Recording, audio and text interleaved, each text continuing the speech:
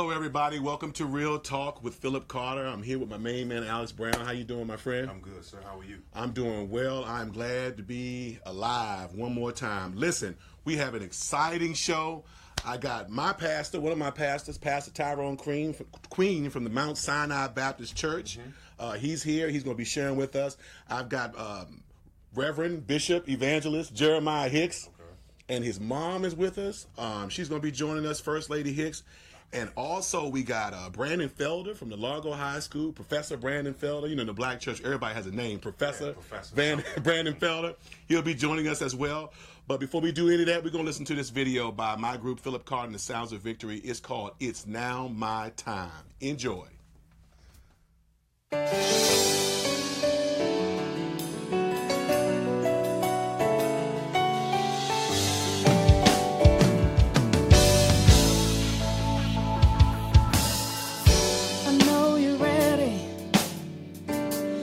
For me to give up, you keep on looking at the time.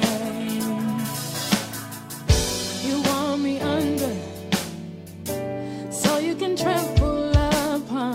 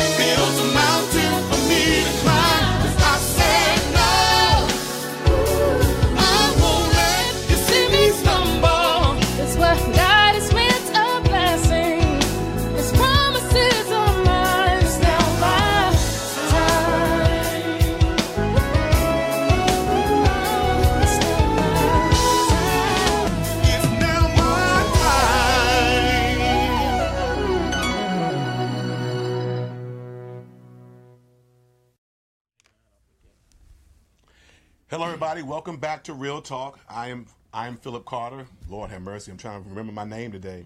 I am here with Pastor Tyrone Queen from the Mount Sinai Baptist Church in Washington, D.C. And it's a pleasure to have you. Thank you, sir. Yes, sir. I work under Pastor Queen at Mount Sinai. He's a very humble guy. He's a powerful man of God. And he preaches the word every Sunday with power, with authority, and without fear, which I think is important. So, Pastor, welcome to the show. Thank you, man. Thank you. I met you as a teenager. Yeah, yeah. So That's right. My wife knew your mom. Right. Yeah. And in fact, we just somebody sent me a picture of me playing the piano at your wedding. Yeah. At your wedding. Man. I thought I was 9, but I think it was a little older because you and Miss Queen just celebrated how many years? We've just finished 34 years. Right. Okay. So I'm 43. So I was right about that age, you know. Yeah. But it's a blessing to be back with you. Amen. You've been preaching for a long time. I have. I had to count this up to prepare for this interview, and I realized I've been preaching for 33 years. Man. Okay. So that gives I me said, wow, it's a long time. It is a long time. So when did you realize you were called to preach? Now, I grew up in a Fairmont Heights, Maryland. So Right. In the church, my grandfather was a pastor. I'm thankful it was a strong teaching. It was a strong faith church, faith in God and the Bible.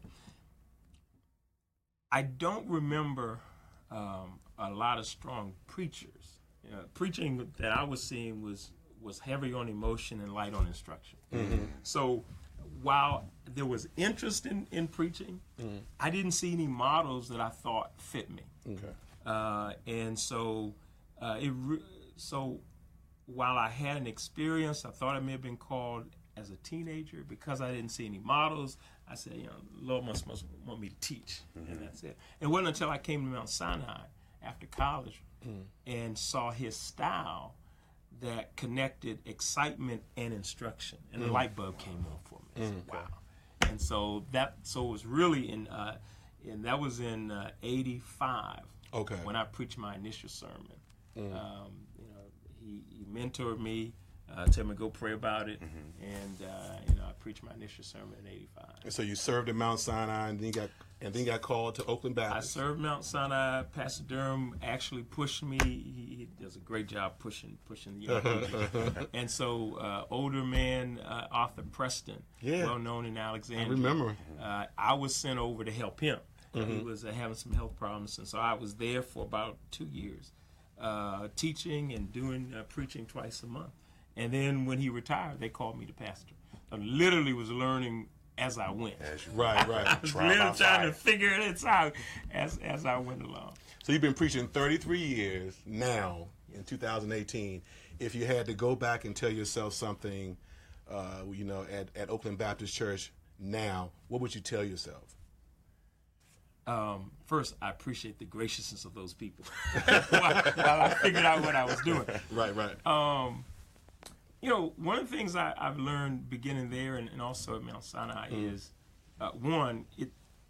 taking the time to have some seminary education, theological education. If this is going to be your life calling, I'm glad that I did that. It was a long haul for me, but that was important to get that. You need time to learn the people. Right. Pastoral leadership is really about trust, and the people have to trust you. Right. And so that takes time. And the other thing, and I've always been as you mentioned, I'm a shy person. I'm a stand back person. So I don't believe I have to be forceful with things. But I learned in pastoring that you have to be clear about who's supporting you and who's not. Right, exactly. Right. You can't please everybody. You can't keep everybody. And if you've got people who are consistently working against or undermining your ministry, you got to move them. Yep. Right. I mean, you just got to do it. Got to go. You try to minimize damage, right? But you can't have leadership. Leadership cannot be fighting. You can't have the leadership in the church fighting. So you got to make moves. I would say to a younger self, I think I did it in a good way. I took the time to gain the people's trust. But as soon as I knew I was getting some blatant leadership and leadership opposition, I systematically had them removed. And so when I came to Sinai, having already experienced that as a pastor, I knew, I'm not going to have everybody on my team, and no need. I can't run after people who are not going to line up with me. I learned not to waste my time with that. I'll reach out to you. I'll try to work with you. But if you're going to make it difficult, let's go into somebody who's trying to go. That's good leadership. That's good leadership. How long were you at? Oakland. So I was there as pastor for 16 years. Okay. I was there as assistant for 2 years, and then I was pastor. I was away from Sinai for 18 years. Wow. How long have you been back at Sinai? So this is my 13th year back at Sinai. Okay. Well, let me thank you for taking a chance on me. I tell my wife the stories of me being in Oakland at 16 years old, and I wasn't used to your preaching style back then. People they generally liked your preaching there, but I wasn't used to somebody preaching past 30 minutes. Okay. So I'd be sitting on the piano just behind you like this. See, I didn't even see it. And you tolerated it. I appreciate know it. But I was 16, so on Saturday night, I didn't go to bed on time. You know what I'm saying? Man, look, you enriched us. I mean, even I didn't remember I didn't realize you were that young. Thinking back now, right. Man, you brought a great energy to our church. I've really enjoyed myself there. Of course, I met Barbara Barnes, who then referred me to First Baptist Church in North Brentwood some years later, and I spent a great part of my tenure there. So, it was all in God's will that I be in Oakland. But we had a good time. We had some singing children at Oakland. Yeah, it was good. There was some singing children in that church and over there beside the Lexus dealer in Alexandria. Right. Okay. Real good people. Yeah. Real good people. And I really appreciate you. I you. grew up, and I think the church grew up. Yeah. Well, I appreciate you because I grew up too. You know what I mean? So, going back to Mount Sinai is an inner city church. I now tell my wife, you are among the brave, predominantly African-American churches to stay in a gentrified neighborhood. Yeah. As opposed to moving to the suburbs. Isn't that something? Yeah. You have issues such as parking and all these, and other, things that you had no knowledge of. What is your ministry strategy now in this new era? Sinai has always been a heavily community-focused church. And so that's a good thing. So we still have a good presence in the community. Yes, the community has changed drastically and is continuing to change. But last time we checked, majority of our members still are from the district. Oh, that's good. And so we do have a presence there. But yeah, the gentrification is real, man. I mean, we face the same challenges that our sister churches have faced. We actually the parking issue. The number, we don't have the same numbers that we saw. I mean, right. We sit down and we talk to pastors, and man, I can remember back in the day, it was nothing to see 15 people come down the aisle every Sunday, 10 come down the aisle. And now if you see just a couple, it's like, yeah, man. So that's real. I mean, that's real. Right. It is about reaching people. But we actually sit down as a congregation after we watched a documentary of a church, one of the news stations, about how churches were handling this. We sat down as a congregation and talked about it, and the conclusion was we're not going to leave. We're going to stay here in the city. But then I challenged the church. Right, what does that mean? It's fine to say we're going to. What does that look like? Right. Because we got some real challenges that we've got to overcome to make it happen. So. One, we took the church through a study. All our Bible class does a synchronized study through a book called The Externally Focused Church. So I was looking to say, okay, what are other churches doing to stay in touch with the community and reach them? And then after that, we formed a group task force that looked at the study and said, okay, here's some things we can implement. One of the things we are going to do is regularly pray in the community. We just had our first prayer walk this past Sunday. And we went to targeted areas and praying for the community. We put together a survey we're going to do. We're going to talk to the community. Just a short survey. I want to take it back, and we're trying to figure out what's important. What are the great needs? What are the felt needs? And then we'll come back as a church and think about, okay, how do we want to tie in? Okay. So we want to stay relevant to the community even though it's changing. Right. Secondly, we brought on one of the guys came out of our church, always had a heart for the community, David Street. I brought him in. as a person to lead outreach in the community and to minister to my young adults, because we're an aging congregation, has been for a while. And so he's on part-time, and his focus is outward.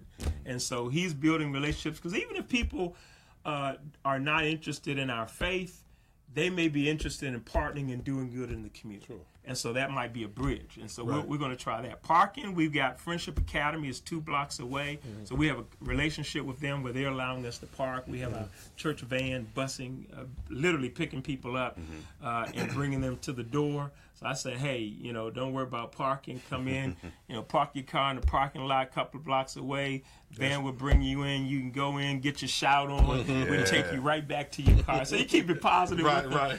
But we also have property. Son, again, we've been blessed.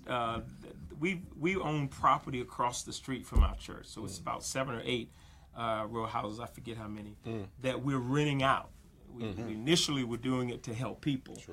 And sometimes we try to help people and we don't look at the business aspect. So we were putting people in transitional housing, but we weren't getting them out. So it took a while. It wasn't a transition. So it took a while to catch up the code, to catch up, to the rental requirements. But that's an income now. Okay.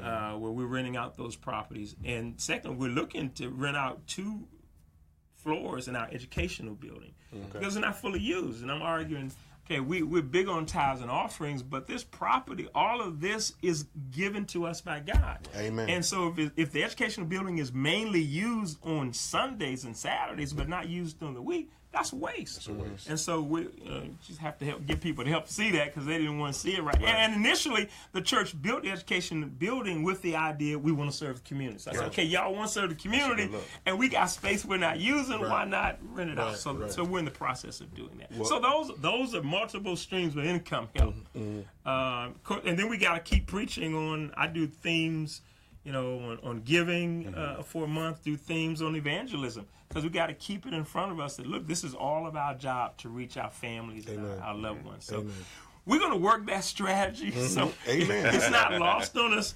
It's not lost on us, but we really want to first see if we can let the dust settle with all the changes in the city.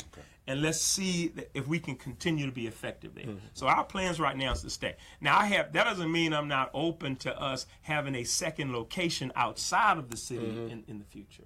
But we're first making sure we can keep ourselves on solid ground in the city. Well, kudos to a solid strategy. Really, it really is a solid strategy, and you have a solid chairman, Chairman Rosie. I haven't met too many people like her. Yeah.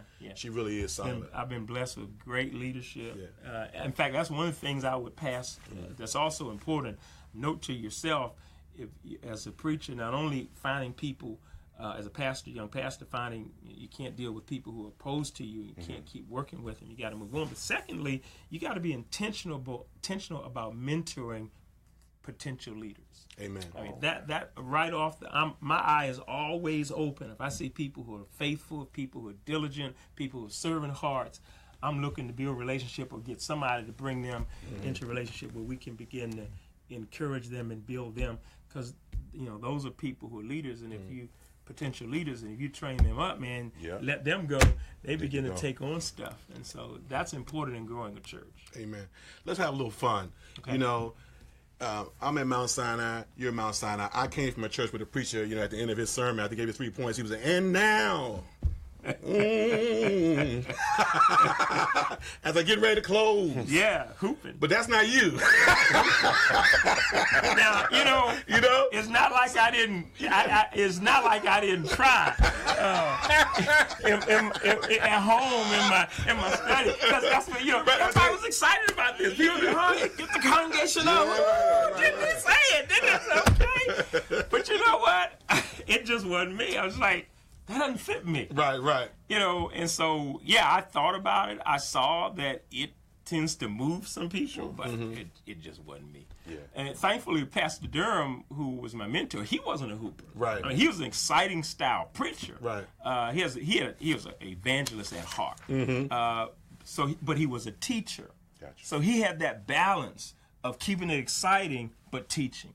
And so that the light bulb went on for me. And you made that comment earlier. You said people were big on emotion but not on substance. Right. So maybe going back to that makes perfect sense. Yeah, I really, Bottom line for me is when I stand in the pulpit, when I sit down, I'm not interested in the people thinking whether I've done a great job, how it's been done. I want to leave the impression: do they believe we have a great God? Mm-hmm. Are they fascinated by Scripture?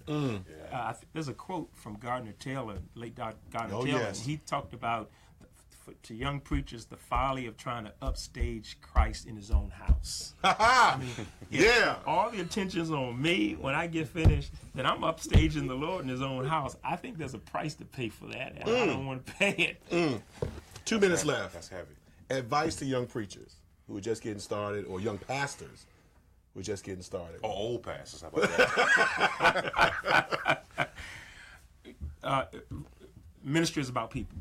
You gotta love people. If you don't love people and you don't have a heart to serve people, this is not the work for you. Secondly, as I said earlier, spend some time in theological preparation. So old preacher used to say, God's first call is a call to prepare. If this is going to be your life work, take some time to prepare, spend some time. Yeah, right. Get some sermon prep instruction. Right. I remember, honestly, as a young pastor, there's one thing you get to preach. You got a couple of sermons, you get to go different places. But when you're preaching every Sunday in the same pulpit, Gotta get it together. it was a challenge for me trying to just figure out what text I was going to use. So I was wasting so much time, and then trying to analyze the text and make it applicable. So it took me a while, but when I finally got a class in sermon prep in school, I was like, all this stuff I've been trying to figure out how to do, somebody already had a method, and I wish I had plug it on in. I wish I had known this a long time ago. But take the time to do that, and then build relationship with potential people who love your ministry, who trust you, who are willing to follow you. Build relationship, build them up, because if you build them up, they're going to carry on the work. So I'm blessed. You talk about Rosie. I've been blessed at both churches to get great leaders who would fight, who would take the battle forward, and who invested in me as I invested in them. I think that's important. 30 seconds left. We can't let this broadcast go without talking about Minister Linda Queen. She's your wife and your children. Yeah. Just real quickly, talk about her and the children. Man, that's another blessing I have. The Lord gave me a partner. Amen. My wife is fully a partner on in fact, one of her lines coming in was, I ain't fighting with God. God done called you, and I don't want to get in his way. And she really was a prayer warrior for me and our children. And she's always been supportive in the ministry. And I didn't always, I don't think I always kept that good separation between church and family time. But she's a soldier. She's not, go do it. Now I learned over time I can't keep doing that. People can't call me whenever, and I'm just going to take the time to deal. I had to put some space up. But man, she is my number one supporter. She is an encourager. She has a heart for God. She has a heart for people. Amen. I mean, people love Linda more than they love me. Right. I mean, she's a real people person. If somebody's going through something, she's sensitive. She'll remember to check on people. When I don't remember, she'll remind me to check on stuff. I think you'll be able to get in the house tonight. Yeah. Great heart, man. No, great heart. Yeah, she's wonderful. She's a singer. So it's really been a partnership. And she's a good preacher, too. Yeah, she's a good preacher. Yeah, absolutely. She's a good preacher. Thank you so much for being on the show. This has been a pleasure for me. And me as well. Yeah. All right. And I know that the people from Washington D.C., your peers, and Mount Sinai is going to enjoy this interview. But thank you so much, and for your leadership. I really enjoy. I'm telling no lies about pastors. Believe me, I got some. I got some art with, but I really, really enjoy serving with you. It really is a pleasure. It's my pleasure too, man. It's been a blessing. Up next, y'all, Jeremiah Hicks. But before he comes on, we're going to hear a song by him entitled "Jesus." Enjoy.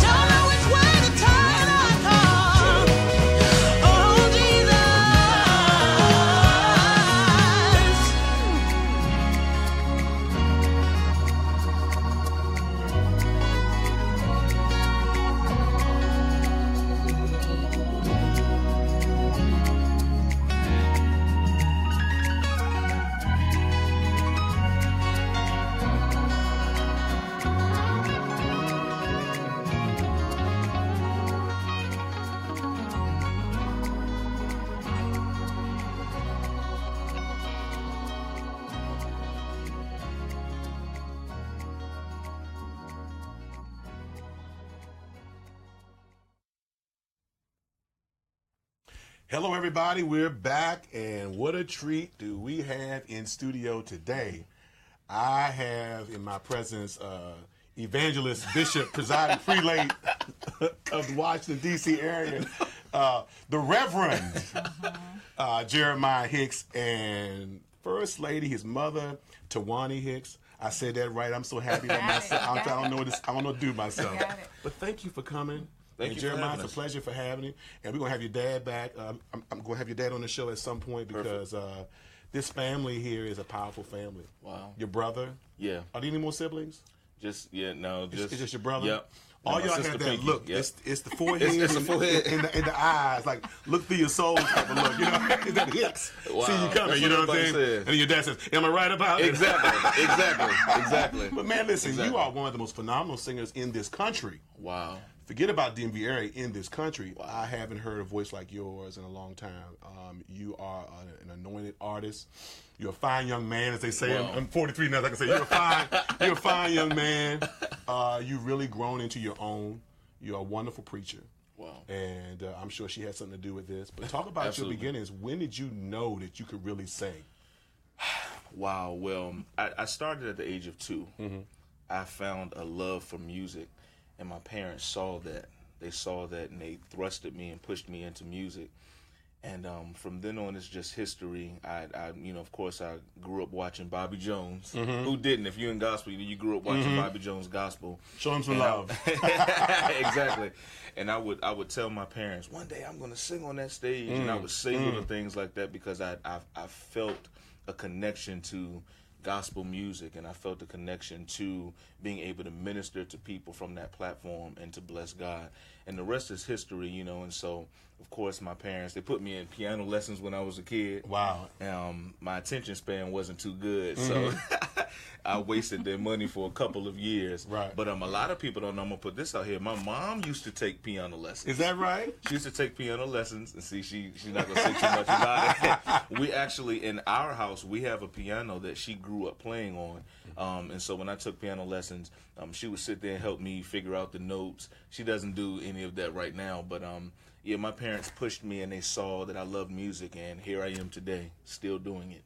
And so when would you, as far as the calling to preach is concerned, when did you realize that you were called to preach? Okay, well, people had told me for years, man, you're going to preach, and, people say that because your parents are preachers, and it was the last thing I wanted to hear. It was the last thing I wanted to hear, but I was 18 years old, and I was going to PG Community College at the time, and I was ironing my clothes, and in the midst of ironing my clothes, God spoke to me and said, I want you to preach. I locked the door, started crying. I was still living in my parents' house, and I got in my truck and started heading to school. As soon as I got to 495, I called back to my parents, and I said, God called me to preach, and I literally lost it. Like, I started crying, and my mom was like, for real, Jeremiah, for real? For real, and they prayed with me, and I went to school, and I came home, and then that began the training for that, and I'd watched my dad and my mom all of my life preaching and teaching the gospel, and they are my greatest examples in life and in ministry, my greatest examples. So I owe them for who I am today. Amen. I owe them. What was Jeremiah like as a child? Oh my, this is the other side of the story. He was a very happy, fun-loving kid. He loved people all the time. From a baby, he came out smiling. I could give him to a perfect stranger, and he would be just as happy and content doing that. So he was a happy kid, but the other side of that, he was very mischievous. So whenever we went anywhere, whether it was a birthday party, relatives, a store, I always had to keep my ears open and my eyes very watchful because something was going to go down with somebody's something. He was just that kind of guy. I coined him the Black Dennis the Menace. Is that right? The Black Dennis the Menace. That's exactly who he was. The only thing that the other one had was a TV show. But he was that kind of guy. But overall, he was a sensitive guy. He loved his family. He was, from a very, very young age, he was always in tune to what was going on in the house. If something happened that was sad, he would always come with a very encouraging word. It would be okay, or I love you. But he would know what's going on, and I would look at him and go, wow. So I could sense discernment. I could sense a sense of prophecy in him because he was just that kind of kid. He was always in tune. But overall, he was a good kid, and what we saw in him younger, his dad and I saw that, so we tried to prune him and put him in the way of things that would just enhance who he was and to bring out the person that he is now. What age was that when you saw something special in him? He's like, oh, this guy's going to be something really big. He's going to do something really big. What age was that? Believe it or not, it really started around 1. I could sense around 1. But then when he became 2, as he said, he could pick up sounds, and he would be his grandmother, who was the one who would kick him while we were working. And he would be down at she told us one day they were down at the washing machine, and the washing machine was going, and he heard the sound of the washing machine, and he could sense it and pick it up. So even at age 2, he was allowed to go and sing on the youth choir. He was the youngest youth choir that was ever allowed to sing at the ministry. He would somebody would pick him up and carry him to the choir. He would sing and do his moment, and after that, when the preaching came, he would sleep. So, we saw that, and from I did the same thing. Yeah, so it was okay. We said that was all right. He would get the word later. I don't sleep now, though. But, not in church. He doesn't. Well, he's the minister of music now. He doesn't have time. He has an can't office. sleep. He has an I can't. office. You know? I can't sleep now. Yeah, Let's transition to that. You are serving with your dad in ministry at New Home. How is that? What is that like? I know sometimes it doesn't work, but for you, it seems like it's working. It's a blessing. It's a blessing because, a lot of parents are protectors of their children. I am a child. I'm a protector of my parents. And so I feel a call and obligation, not just to my church, but also to my parents to help push the vision. I've seen them at the weakest state. I've seen them at their strongest state. And and as I've progressed and got older, they showed me and talked to me, had honest conversation with me about where they felt ministry was, where they felt they were. It was never in a bunch of secrets. It was like, this is where we are. And they were honest with me. And so I always felt that sense of, wow, I need to be here to support what they're doing. And so serving in ministry with my parents it's a blessing. It's an honor that I can't even explain. Because I feel like God is allowing me to give back to them what they have given to me, and also to my home church, New Home, being able to serve there in that capacity. So, of course, I'm a PK. I love my parents. And beyond that, even whoever, with the next phase, whoever my next pastor and first lady is, I'm going to be indebted to whoever they are. Because I look at whoever, I've done background for people, and whoever I've served with, I've always treated their ministry like it was my own baby. So it doesn't matter whether they're relatives or my parents or not. That's just my nature. That's how I was raised up. That's how I was trained. So, of course, because my parents are my leaders, I feel an extra obligation. So not only do I feel like I am a part of a seed of their ministry, I also feel like I'm their protector. I'll do whatever it takes to help push them when they're weak, when they're not as strong. And I think that anybody who learns how to serve under leadership should take that perspective to hold your leaders up. Some people say, I only follow you when you're right, but guess what? We're human. None of us are 100% right. So even if it's a decision I don't agree with my dad, guess what? He's the chief worship leader, whether he sings or not. He's the chief worship leader, not me. So I have to follow that vision. So it's been training ground and character building for me. What's it like being a minister of music? Oh, it's rewarding because it's my foundation. It's my foundation. I believe that I believe in the 80-20 rule. 80% of who I am, I can teach music, I can sing 80%. That's the 20%. The 80% is being able to deal with personalities against my personality. That's the 80%. I know what you're talking about. Yeah, so that's training ground, is character. And I had to realize, and still realizing, that in all that I have to deal with, that God is building me. What can I learn from this lesson? So when I go out and I'm able to do ministry, and I go out and I'm able to do other things, I realized that my training ground is my home. So being the minister of music, I look at that. That's where I get a chance to till the ground. That's where iron sharpens iron. That's where I get to make my mistakes, so that when I go out to other people, I'm able to be sharpened. So that's the area where, I've encountered my weaknesses. I've encountered my strengths, and it's built me to be who I am today. First Lady, what is your role at the church? What have you been doing in ministry at the church? Well, for the last more than 30 years, I've, first of all, been a supporter. Amen. To my husband. That is my first calling, just by nature, to uphold him in the ministry, because I see him in a place and a time where others don't. Many people see him at his strong point when decisions are made and he's solid where he wants to go. I'm the person that sees I'm not sure, I don't know. So I am that person that stands there to pray for him, to tell him, you can do this. If this decision doesn't work out this time, then there's always a B plan that we can work. So my first role is to my family.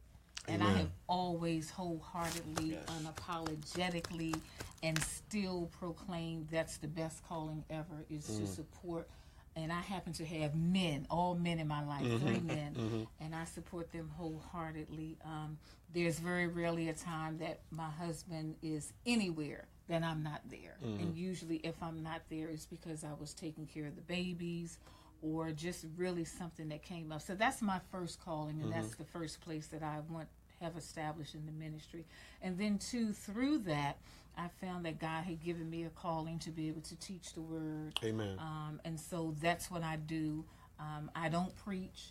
I know now teaching is not quite as relevant as it used to be, but I'm just a basic Bible authentic teacher because I love the word of God. My calling is not particularly to a woman or to a youth. It's just to the people. I love to teach the men. My husband has given me the opportunity for the last year or two to do Father's Day. Traditionally, women do Mother's Day. All right now. Because I figured that I've lived with a man for over 30 years. I've reared 2 sons. I know a little something Absolutely. about a man. So that's been my calling. Of course, to be there and to love the people and to allow the people to be who they are. And anybody that walks into that room, whether you're a PhD to a no degree, anything, to make everybody feel like you're important and that you're a part, and God's house is for everyone. That's awesome. That's awesome. Jeremiah, you're an artist. You have a project out. Let's briefly talk about that project. It's out. Everybody, please go out. If you haven't bought Jeremiah Hicks yet, go out and get that project. It's a wonderful project. I enjoy the music on there. Thank you. It points us to God, which I love as well. But talk about that project really. Well, yeah, it's a vertical project. It's called A Worship Heart. And God gave me that title actually 2 years before I recorded it, or before I even knew who I would record it with, or before the songs even came. And I shared it with my parents. And basically, I have an off the line,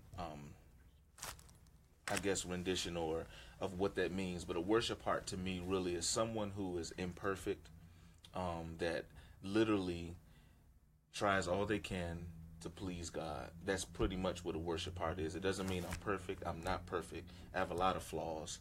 I don't always think, say, and do what I'm supposed to do.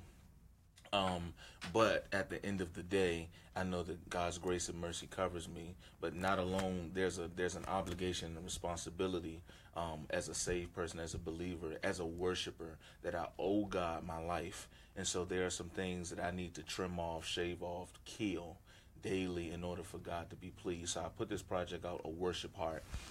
It just features some songs that are dear to my heart. Some I co-wrote with a writer's block team, and then some I wrote by myself, just to kind of just share my heart. And I think for my first project, it's sometimes, and I know you've done several. It's my first project, so it was me just really trying to get my heart out. Right. And also in the industry, it's kind of like my resume right now of, okay, Jeremiah Hicks has something out. So I'm excited to continue to share my journey, what God is sharing with me as I continue to progress and mature. 1 minute, we can't end this broadcast or this interview without talking about your wonderful family. Yes. You have a beautiful family. Yes. I just saw the picture you just posted, and of course, my man talked about your blazer, but it's nothing wrong with your blazer. He tried to blaze, tried to fire your blazer. Exactly. You know what I'm saying? Exactly. Talk about your wife and child. My wife Tanisha, we've been married for almost 7 years in September. And we have grown together as friends for the last 12 or 13 years. Hasn't always been easy, but God is so faithful to us, and I'm so grateful. She has added to me, and of course, out of that, our daughter Neve, who is the most energetic. I mean, she's not scared of anything. She's not scared of us. She's not scared of her grandparents. She's not scared of her great-grandparents. I hope she fears God a little bit. Right. You know, but she has taught us even how to be sometimes unfiltered in what we think of what, sometimes she'll say things, I'm like, I need to be a little bit more direct. And so she has added to us, and she is the life of our family. My grandparents, my mom's parents are from the Eastern Shore. They now live here, and that little girl is just the life of the house. So she's a blessing. My wife is a blessing, and I'm honored to be able to serve in the capacity of husband and father, and I'm still learning how to become that and how to be that. So I'm grateful that God will consider me to connect me with such great spirits, great souls. And again, I am their protective. My wife, my daughter, I will pray if I have to. I will lay hands spiritually or physically if I need to. Because I love them. I love them. I love them. And I'm grateful. Yeah. Thank you so much for being on the show, man. This was awesome. This has to be part 1 because I need y'all to come back with Pastor Hicks. And let's talk about with the accident. Yes. And talk about the recovery and just all three of y'all together. I know it's gonna be. I'm gonna let y'all have your own segment. We got to talk about you teaching me music in middle school too. Yeah. See, we didn't talk about that. So thank you all, and we'll definitely bring you back. Thank you. Y'all, big shout out to Jeremiah Hicks and we'll be right back. We're going to Rob Mercer's song called "You Are God Alone." What a powerful song. Enjoy it. Yeah.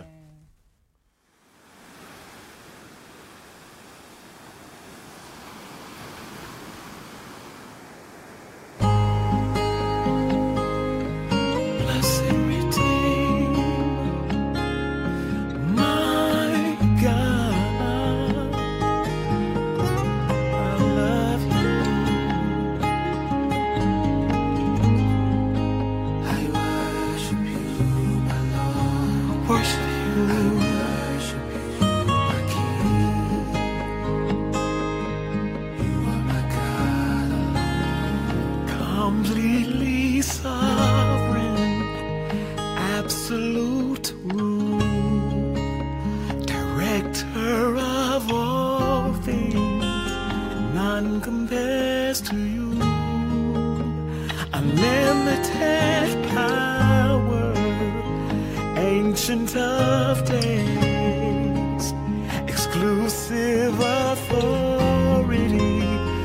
We don't have a say. You are God alone. Nothing else needs to be said. God alone.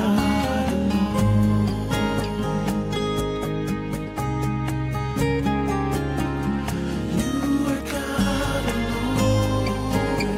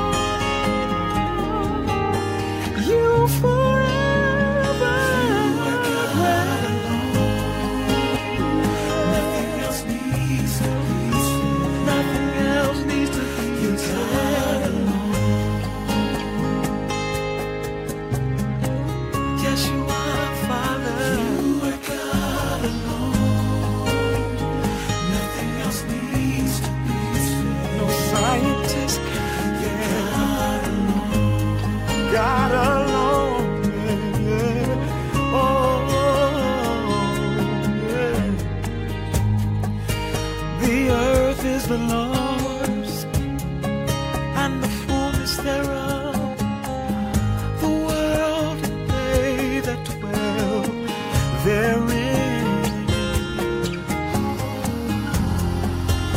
You're the omnipresent God, omnipotent one, omniscient, self-existent God. When I'm lonely, when I'm crying, when I'm hurting,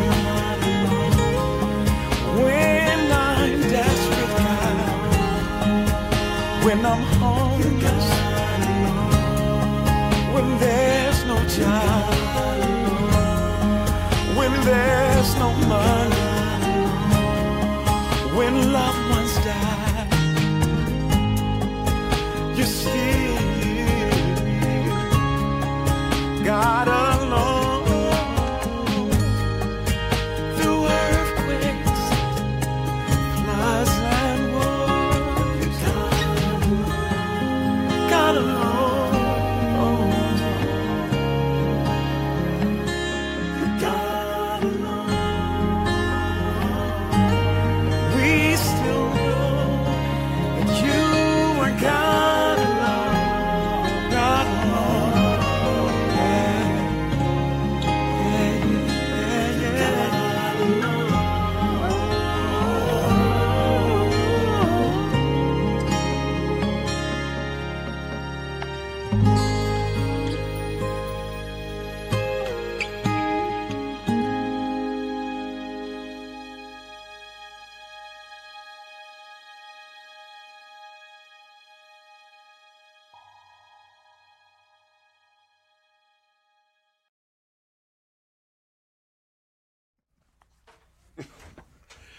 Hey everybody, welcome back to Real Talk. I am here with my buddy, Professor Brandon Felder. I'm here with Alex Brown. This is our last segment of the day. Brother. Brandon, welcome to the show, man. Thank you so much for having me, bro. It's a pleasure to have you. He is the choral director of the Largo High School Choir. Yes, sir. He serves as one of the directors and musicians at Reed Temple North.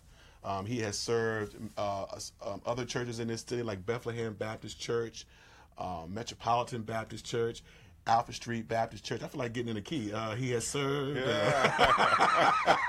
But man, thank you for being here, for consenting to be on the show today. We're going to definitely have you back because I can't flush out all of who you are in this 9-minute segment here. But talk about your beginnings. How did you start playing the piano? When did you know you had it? Again, thank you guys so much for having me. Yes, sir. Started out at the age of 6. Took private piano lessons. My mother was really instrumental in trying to get me involved in so many things. So tried basketball, tried football, tried karate, and piano. So piano was something that I was okay at or pretty good at, but it wasn't anything that I wanted to be passionate about until maybe about 8 years later, once I got into 8th, 9th grade. Believe it or not, you go to a church service and they start talking about your purpose and your calling. Right. In 8th grade, who would know? But 8th grade, I said, okay, this is really what I believe I should be doing. And from that moment on, really kind of pursued it with vigor, with a lot of passion. And then even by the time I was in 10th grade, that's when I determined that I wanted to be an educator, and a music educator. In 10th grade? Wow. 10th grade. I'm still waiting for God to tell me what I need to be. Every day I'm waiting. And I credit that same music teacher who I had from age 6 until I went and matriculated to get to Howard University. Wow. Ella Robinson, who is still in the Buffalo, New York area. Oh, big shout out to Ella Robinson. When did you start playing in church? Started playing in church 8th grade, 9th grade. I would do a little solo here and there. I wasn't able to play for the whole service. My skills weren't at that level. I kind of was more so learning how to read classically. And then around 8th, 9th grade, she realized that I had quite a great ear and learned that, how can I put it, we started doing ear training exercises every Monday. And then from there, kind of built onto that. So by the time I was in 10th grade, I was playing for my home church every Sunday. Wonderful. Moved up here, went to Howard University, started playing at Metropolitan Baptist Church. Talk about that experience. Howard University, I came here and I did not want to play for a church. When I first came here, I wanted to focus on my education, brand new place, because Buffalo and Washington, D.C. are like night and day. So I really wanted to focus on my academics. Wow. And so Nolan Williams actually had come up to campus one day and said something to me about, why don't you consider coming here for a Sunday? And I would never forget, it was wow, I'm dating myself now. Come on now. It was a service right after 9/11 that happened, and Melvin Bryant actually allowed me to come and introduce and played for him. And I said, no, I'm not going to, really need to focus on my music. Then another person from Metropolitan, Janelle Merritt, who's over the youth at that point, and now she's the director of music there, came and did the same thing. And I said, okay, Lord, you've kind of had this happen twice. So she's like, well, yeah, we need you for our Christmas cantata for our young people. It'll be just one service. I had to end up staying after the dorms were closed, and so one of the members opened up their home to me at that time. My first Sunday playing at Metropolitan, I had to play after Richard Smallwood played "The Blood Will Never Lose Its Power." Church went up, and he said, okay, son, it's all yours. You sitting there like, oh. It gets better. He sits right behind me through the rest of the cantata, and the first song I have to play is Angels, which is, Man. So, needless to say, block chords. Yeah. man. Played You exactly got what was on baptized by fire.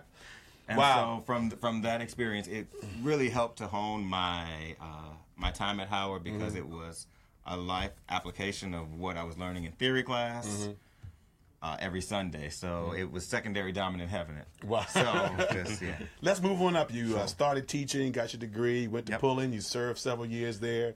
Now you're at Largo. You recorded an album with the Largo Choir, and you're such a go-getter. That album went all the way to number 7 on the Gospel Billboard chart. Even though there are several styles of music on that album, I don't believe that there is a high school choir or organization ever to rise up that high on a Billboard chart where other professional artists are on. So I want to give you big congratulations on that and how you have become a visionary coming after the great prophet Jeremiah Murphy at Largo High School. And talk about your experience there really briefly. Okay, certainly. It has been one of the professional highlights of my career, being at Largo High School. And you said Pastor Murphy, he has been nothing but an avid supporter and a mentor from afar, and even by close, just kind of giving me countless advice and countless things. It's been amazing, the community support from the parents, and even allowing these students to believe in something that's even bigger than just themselves. You talk about the project, there's a little bit of classical on there, there's a little bit of jazz and those kind of things. I think what was really great for me was seeing alumni come back, alumni that I've had, and alumni even from Pastor Murphy's time, to kind of come back and combine and create something that everybody is proud of. And when you say Largo, it really kind of, how can I put it, just it's a well meshed project of both. And you were able to raise enough money to purchase robes for the entire choir. Correct. We through not only that but fundraising, we've done enough breakfast, flapjack fundraisers, Right. Chick-fil-A, all of those kind of things. We were able to actually purchase 50 new choir robes with all of the other additional donations from our parent organization. Real quickly, talk about your family.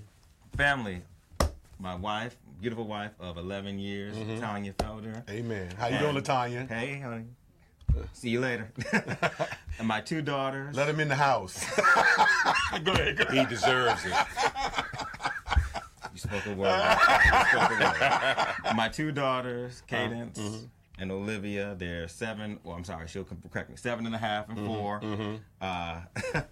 And it's been a wonderful experience. Just kind of, you see with your children a little bit of yourself. You see a little bit of your spouse, and you kind of see the temperament, and you also see how grace is just really something that's very, very, very Unmerited favor. Yeah, it's truly something that we need. So, 30 seconds. Grab this hat you got behind you. You're from Buffalo.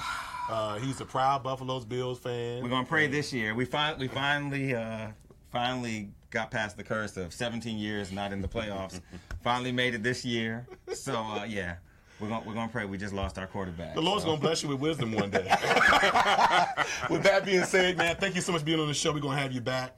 You all stay safe and have a great week. And we'll see you next Monday on Real Talk with Phillip Carter. Peace. Take care. For more information on how to become a guest on Real Talk with Phillip Carter, or for general inquiries, please email us at realtalkwithphillipcarter@yahoo.com. Tune in next Monday for another edition of Real Talk with Phillip Carter.